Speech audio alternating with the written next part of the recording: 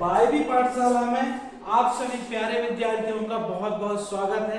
हमारे YouTube channel Vayavi पाठशाला को सब्सक्राइब करें, लाइक करें और हो सके तो अधिक से अधिक शेयर करेंगे। आज हम अध्याय 1 के कुछ क्वेश्चन आंसर जो MCQ हैं और रिक्त स्थान वाले हैं उनका अध्ययन करेंगे। चलिए स्टार्ट करते हैं क्वेश्चन आंसर।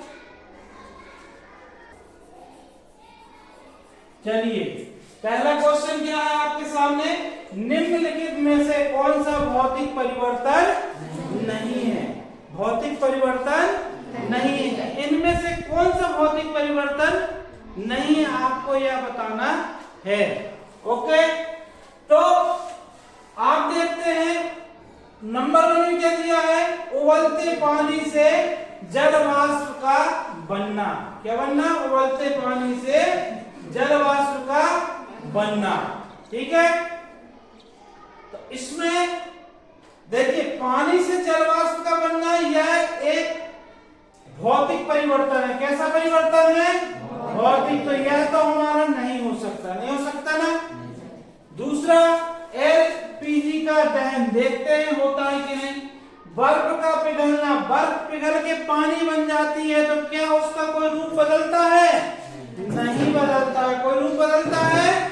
नहीं बदलता है। ठीक है, उसके भौतिक गुणों में कोई परिवर्तन नहीं आता है, इसलिए जैविक हमारा भौतिक परिवर्तन नहीं है। मतलब भौतिक परिवर्तन है लेकिन हमें कहते भौतिक परिवर्तन नहीं है। इसके अलावा जो भौतिक परिवर्तन है, जो सब क्या है? भौतिक परिवर्तन है। और जे वाला क्या है, नमक का पानी में घुलना, यह भी एक भौतिक परिवर्तन है। मतलब हमारा उत्तर जे भी नहीं है, ये आंसर नहीं है। क्या नहीं है? आंसर नहीं है। लेकिन आप देखेंगे बा नंबर, यही हमारा आंसर है, LPG का दहन। क्या है? LPG का दहन। LPG क्या है? एक गैस है या जल के, मतलब जो इसका जब LPG के जलने के बाद यह ऊर्जा निकाल देती है, ऊर्जा CO2 में कन्वर्ट हो जाती है ना, और हमें ऊर्जा प्राप्त हो जाती है। क्या उससे फिर से LPG बना सकते हैं? नहीं। भौतिक परिवर्तन में क्या होता है, कोई भी पदार्थ जो होता है वो अपने रासायनिक गुण नहीं खोता, रासायनिक गुण सेम होते हैं, सिर्फ उसका रूप बदलता है। ओके, तो आंसर क्या हुआ? LPG का दहन। नंबर 2 में आप देखेंगे, नंबर 2 में क्या है,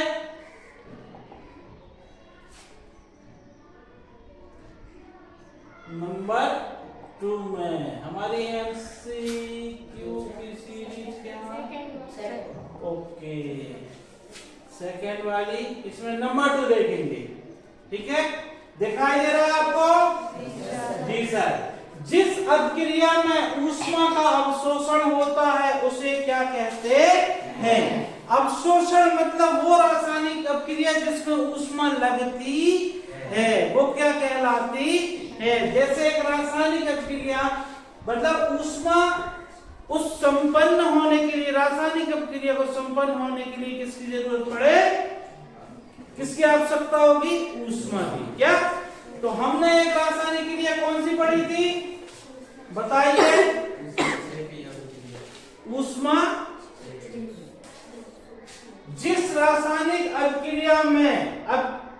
अभिक्रिया में ऊष्मा की क्या, किसकी आवश्यकता हो रही है? ऊष्मा के अवशोषण होता है उसे क्या कहते हैं? मतलब अवशोषण में ऊष्मा लगेगी, ऊष्मा देना पड़ेगा, निकलेगी नहीं। क्या बोलेंगे? अवशोषण मतलब उसमें जरूरत है तो ऊष्मा शोषी। क्या आ जाएगा? ऊष्मा शोषी अभिक्रिया हो जाएगी ना। क्षेपी का मतलब क्या होता है? ऊष्मा का निकलना, ऊष्मा का संयोजन में आपने देखा होगा दो तत्व या दो पदार्थ आपस में मिलकर एक नया पदार्थ बना लेते हैं, जैसे C+O2 क्या बन जाएगा? CO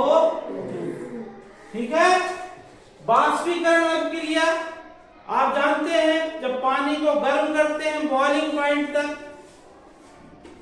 तो भाप बनने लगता है। दूसरा ये है कि कुछ परिस्थितियों में वाष्पीकरण किसी भी टेम्परेचर पर हो सकता है। आगे देखते हैं नंबर तीसरा क्या है, निम्नलिखित में से कौन सी एक रासायनिक अपक्रिया नहीं है। रासायनिक अपक्रिया में क्या होता है, जैसे दूध का दही बनना, दूध का एक बार दूध दही में बन गया, दही बन गया कि दही से दूध बना सकते हो, नहीं बनेगा। क्या होगा, नहीं बनेगा, कोई बातें नहीं है, नहीं बनता ना, नहीं बनेगा। इसी प्रकार आप माचिस की तीली को हम जलाते हैं तो वो राख बन जाती है। क्या बन जाती है, क्या उस राख से माचिस बना सकते हो, नहीं बन सकते ना। तो रासायनिक अपक्रिया में जो उत्पाद होते हैं, मतलब जो अभिकारक होते हैं, उनसे उनके गुण और उत्पाद के गुण अलग अलग हो जाएंगे, मतलब उसमें रासायनिक परिवर्तन आ जाता है।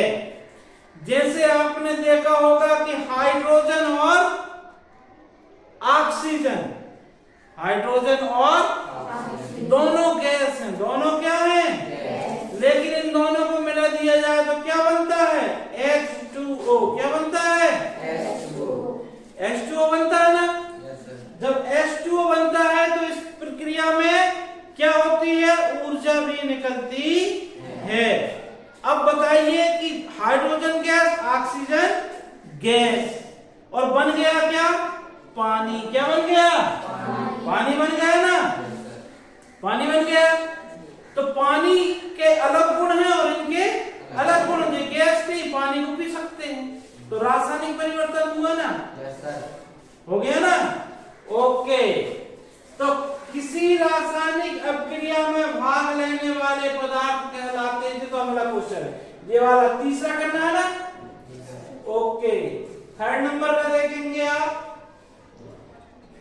निम्नलिखित में से कौन सा एक रासायनिक अपक्रिया नहीं है। रासायनिक अपक्रिया लो, आ नंबर में क्या है, लोह पदार्थों में जंग लगना, यह रासायनिक अपक्रिया है क्योंकि जंग लगे लोहे से दूसरा चमकदार लोहा कैसे बना सकते हो। दूसरा क्या है, भोजन का पकना। तीसरा क्या है, बर्फ का पिघलना। भोजन का पकना है ना, कागज का जलना। देखिए, भोजन का पकना भी एक रासायनिक अपक्रिया है। क्या है, रासायनिक अपक्रिया।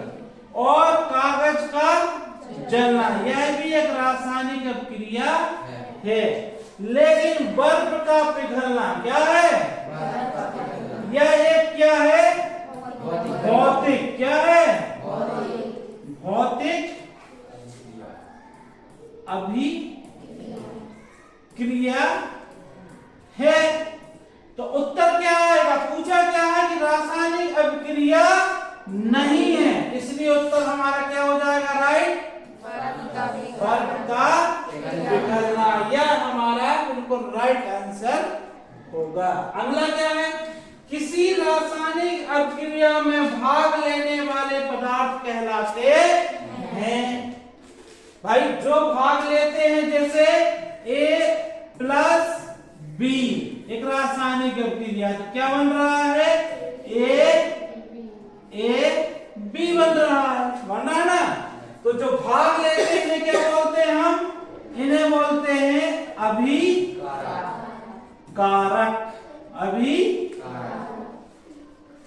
अभिकारक कहते हैं। और जो बनता है वो क्या कहलाता है, उत्पाद। क्या कहलाता है, उत्पाद कहलाते हैं ना। तो ये तो पूछा है कि किसी रासायनिक अभिक्रिया में भाग लेने वाले पदार्थ क्या कहलाते हैं, क्या कहलाते हैं, अभिकारक। आपका 12 नंबर वाला सही होगा ना। ओके, यहाँ आंसर भी दिया, कोई बात नहीं। अब अगला देखेंगे,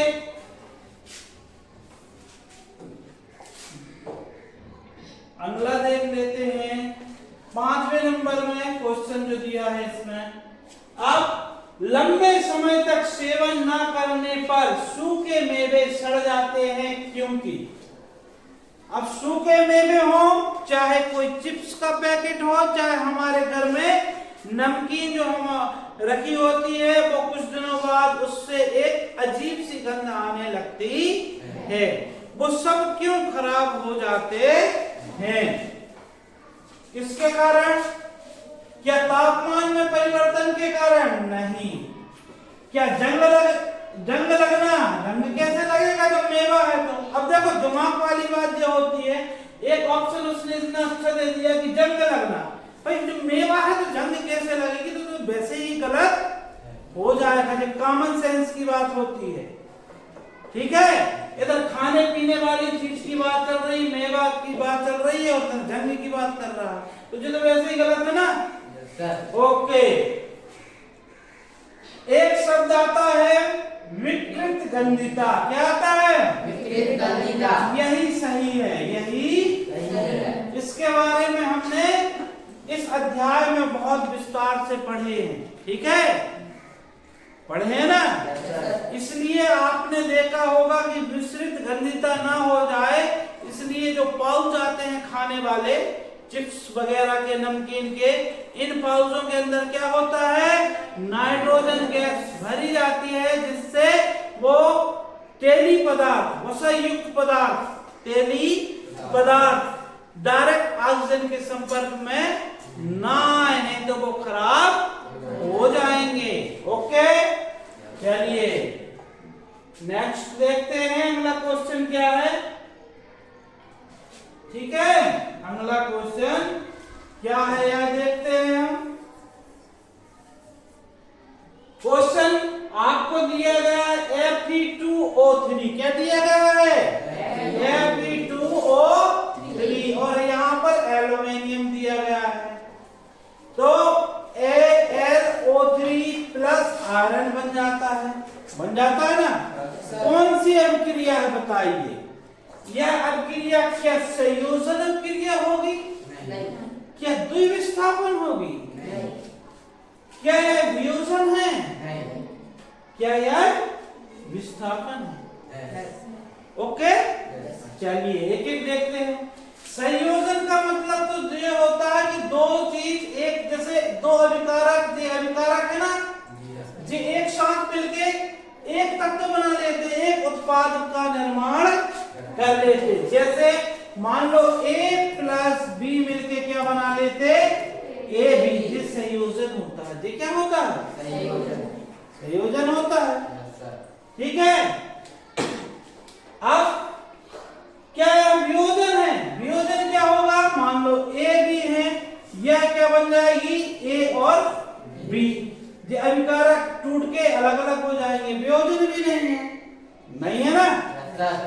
ओके, नहीं है वियोजन भी। क्या यह द्विविस्थापन है? नहीं। क्या यह द्विविस्थापन है? नहीं। क्या यह विस्थापन क्रिया है? हाँ। इसमें क्या हो रहा है समझो, जो हमारा आयरन है, क्या है? आयरन है, यह विस्थापित, मतलब एल्यूमिनियम क्या कर रहा है? आयरन की जगह में आ जा रहा है, मतलब आयरन को विस्थापित कर दे रहा है, और एल्यूमिनियम ऑक्साइड बना रहा है, और हमारा आयरन क्या होगा? मुक्त हो जाएगा। यह अभिक्रिया कौन सी है? यह अभिक्रिया विस्थापन अभिक्रिया है, ठीक है। अगला देखते हैं।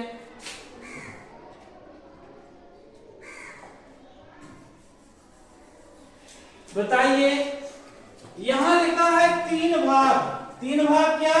HCl, और एक भाग क्या है? HNO3। मतलब तीन भाग क्या है? HCl, और एक भाग क्या है इसका? क्या है? HNO3। मतलब नाइट्रिक ऑक्साइड है और हाइड्रोक्लोरिक एसिड है, तो इसको क्या बोलते हैं? यह क्वेश्चन भी आपकी जागरूकता के अनुसार हल हो सकता है। मान लो धोखा से हमें पता नहीं है आंसर, तो भी हम आंसर निकाल सकते हैं। कैसे? मान लो नहीं है मालूम, ठीक है, लेकिन एक चीज तो दिख रही है HCl और HNO3। इसका मतलब क्या है कि किसी चीज के वो है रासायनिक संकेत है, रासायनिक। अब देखो पढ़ो आप सबसे पहले यहाँ क्या लिखा है, संगमरमर। क्या लिखा है, संगमरमर। तो भाई संगमरमर तो एक चट्टान होती है ना, होती है ना, व्हाइट कलर वाली होती है ना। तो ये तो हो ही नहीं सकता, हम ऐसे काट सकते हैं ऑप्शन को। जिप्सम, क्या लिखा है, जिप्सम भी हमने पढ़े हैं जी, तो वो है क्या बोलते हैं, अयस्क है। क्या है, तो ये तो हो ही नहीं सकता।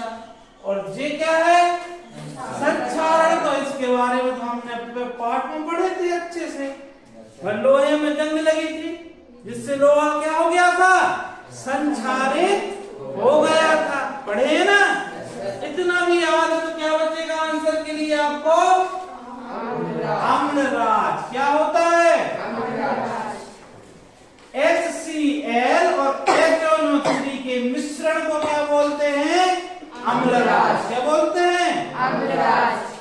कि HCl और HNO3 के मिश्रण को ही अम्लराज कहते हैं, जिसमें हाइड्रोक्लोरिक अम्ल 3 भाग और नाइट्रिक अम्ल 1 भाग होता है। बन जाएगा, ध्यान रहेगा। Yes sir. ओके, अगला देखते हैं। ठीक है, कैल्शियम ऑक्साइड की जल के साथ अभिक्रिया किस प्रकार की होती है, बताइए कि किस प्रकार की होगी।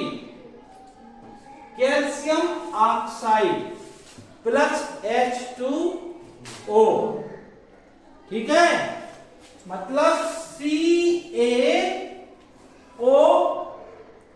की अभिक्रिया कहां से करा रहे हो, H2O से करा रहे हो ना। तो क्या बनेगा, CaOH ट्वाइस, और क्या निकलेगी, ऊष्मा। क्या निकलेगी, ऊष्मा निकल रही है ना, ऊष्मा निकल रही है।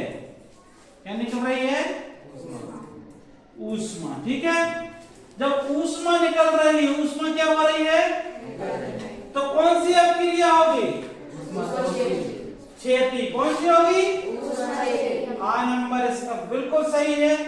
ऊष्मा शोषी में तो ऊष्मा की आवश्यकता होगी। अवशोषी मतलब जब किसी चीज को सोख ले वो अवशोषी होता है। क्या होता है, अवशोषी होता है। यह आपको समझ में आया कि नहीं आया, ठीक है। एक कुछ ऑब्जेक्टिव हैं, ऐसे बहुत सारे ऑब्जेक्टिव इस पार्ट से बन सकते हैं। कुछ का एग्जाम्पल बताया, थोड़ा थोड़ा भी पढ़ना चालू करोगे तो आप धीरे धीरे संपूर्ण इस अध्याय को कंप्लीट कर सकते हैं। ओके, अब हम देखते हैं इस अध्याय में कुछ और क्वेश्चनों के बारे में। चलिए, अगला क्या है हमारा क्वेश्चन, अगला है यदि मैग्नीशियम रिबिन को, ये वाला हमने क्रियाकलाप पढ़े हैं, पढ़े ना क्रियाकलाप।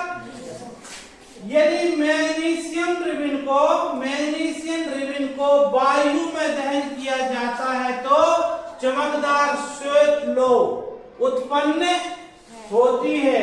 यह श्वेत लो उत्पन्न होती है एवं यह श्वेत चूर्ण में परिवर्तित हो जाती है। किसमें परिवर्तित हो जाती है, श्वेत चूर्ण में। किसमें, यह श्वेत चूर्ण का रासायनिक रूप, यह चूर्ण रासायनिक रूप से है, क्या है बताइए, मैग्नीशियम ऑक्साइड। क्या आएगा, मैग्नीशियम ऑक्साइड, मैग्नीशियम ऑक्साइड। ठीक है, ओके। अब हम देखते हैं कुछ क्वेश्चन रिक्त स्थान वाले, फटाफट आप बताते जाएंगे। नंबर 1 में देखिए क्या है, ठीक है। बे अभिक्रिया जिसमें ऊष्मा निकलती है क्या कहलाएगी, क्या कहलाएगी, ऊष्मा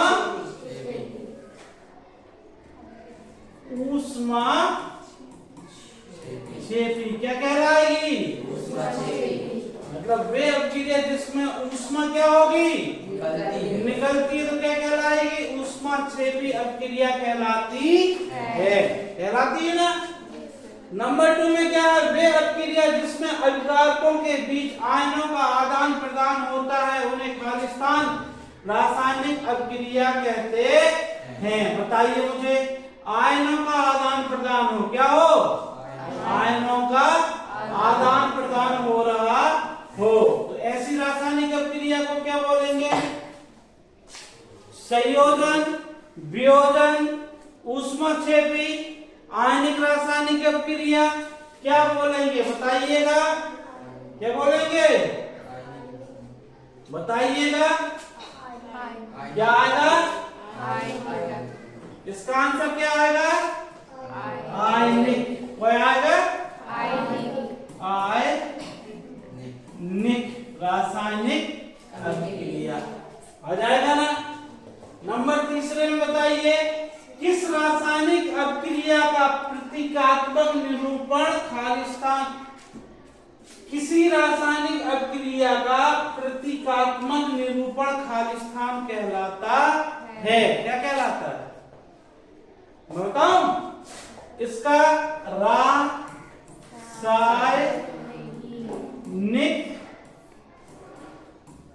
समीकरण क्या कहलाएगा, रासायनिक समीकरण क्या कहलाएगा, ओके, रासायनिक। चौथा, लोहे की वस्तुओं को खालिस्तान से बचाने के लिए उस पर पेंट किया जाता है। किससे बचाते हैं, संक्षारण, है ना, संक्षारण से बचाने के लिए क्या करते हैं, पेंट करते हैं। चलिए नेक्स्ट क्वेश्चन देखते हैं, क्या है,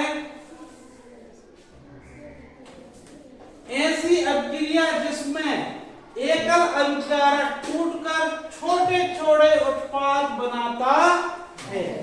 एकल अभिकारक टूटकर मतलब मान लो एकल अभिकारक क्या है आपके पास, क्या है, ए और बी है, तो टूट के क्या बना ले रहे हैं, ए प्लस बी, क्या बना रहे हैं, तो यह कौन सी रासायनिक अभिक्रिया बताइए मुझे, क्या है, पक्का, कोई डाउट तो नहीं है ना, पक्का, ओके, कौन सी है, वियोजन है, कौन सी है,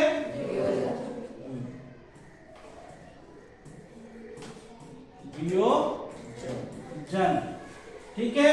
अगला देखो, लोह चूर्ण पर तनु हाइड्रोक्लोरिक अम्ल डालने पर हाइड्रोजन गैस निकलती गैस एवं खालिस्तान बनता है। बताइए, लोह चूर्ण में हाइड्रोक्लोरिक अम्ल डालते हैं तो हाइड्रोजन गैस और क्या बनता है, बताइए मुझे, हाइड्रोजन गैस तो निकल गई तो क्या बनेगा, कोई बता सकता है आप में से, नहीं, चलिए बताते हैं क्या बनता है, आयरन क्लोराइड, क्या बनेगा, आयरन क्लोराइड, Fe क्या बनेगा, FeCl2, ठीक है, क्या बन जाएगा, FeCl2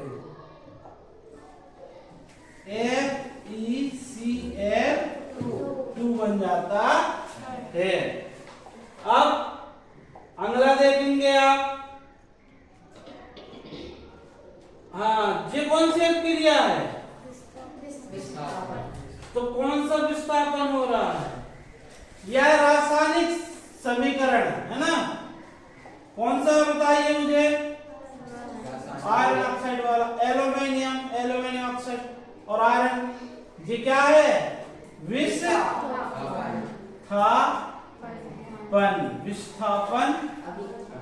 अभिक्रिया का उदाहरण है, विस्थापन अभिक्रिया, ठीक है बच्चों, आलू के चिप्स निर्माता चिप्स की थैली में कौन सी ऑक्सीजन हटाकर कौन सी गैस भरते हैं? नाइट्रोजन। कौन सी gas? Nitrogen. Okay, nitrogen gas भरते हैं।